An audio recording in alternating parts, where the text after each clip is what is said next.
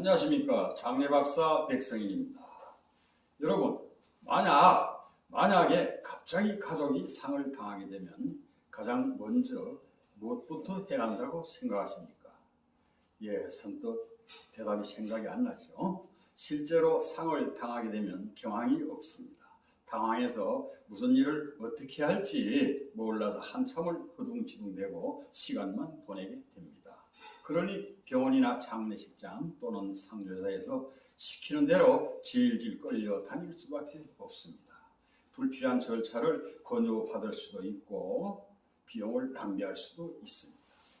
장례 절차에 대해서 기본적인 것 몇 가지만 알고 있어도 갑자기 큰 일을 당할 때 당황하지 않고 시간과 비용 낭비하지 않고 효율적인 대사를 치를 수 있습니다. 그런 의미에서 현대식 장례 절차 3일장 기준으로 해서 설명드리겠습니다. 그럼 첫째 날에 가장 먼저 해야 할 일은 고인을 장례식장으로 이송하는 일입니다. 병원 또는 요양병원에서 임종을 했을 때는 먼저 사망 진단을 받은 후에 앰뷸런스를 이용하여 장례식장으로 이송합니다. 상조회원일 경우에는 상조회사에 전화하면 됩니다. 비회원일 경우에는 장례식장에 연락을 하면 됩니다. 만일 집에서 임종을 했다면 얘기는 달라집니다. 장례식장에 연락을 하기 전에 평소 진료를 받던 병원에 먼저 연락을 해서 안내에 따라야 합니다. 이때 만약 사고사이거나 사인이 불분명할 때에는 경찰서에 먼저 연락해야 됩니다. 집에서 임종했을 때는 다급하니까 대개 119에 전화를 하게 됩니다. 이것은 전혀 도움이 되지 않습니다. 왜 그러냐면 119 긴급 출동 차량은 고인을 이송할 수 없다는 점을 반드시 기억하시기 바랍니다. 이렇게 해서 장례식장에 이송을 하고 나면 장례식장에서는 수시를 한 다음에 안치실에 모시게 됩니다. 그 다음 과정은 장례 상담을 합니다. 즉 빈소를 확정하고 입관시각, 출관시각, 발인시각 등을 협의해서 정합니다. 그리고 화장장 예약을 서둘러 해야 됩니다.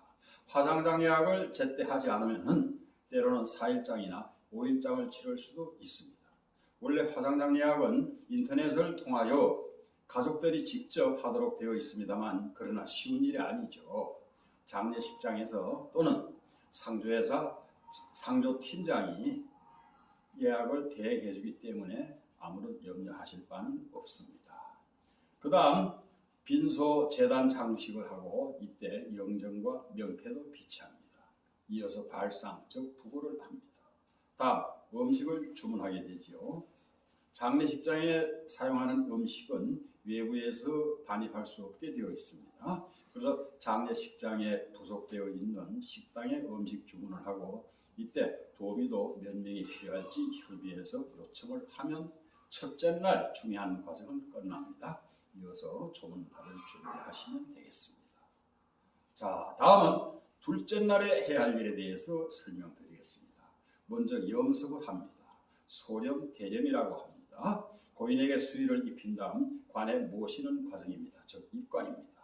입관이 끝나고 나면 성복이라 해서 가족들이 상복을 입는 마무리 단계입니다. 편의상 요즘 장례가 나면 첫째 날에 상복을 대개 입게 됩니다. 서둘러 먼저 오시는 손님들이 있기 때문에 그렇게 되죠.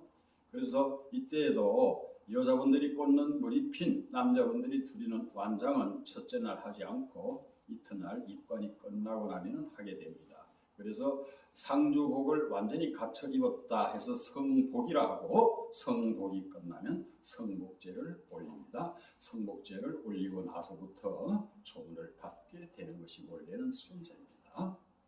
이렇게 해서 둘째 날 중요한 과정이 끝나고 다음 셋째 날에 해야 할 일입니다.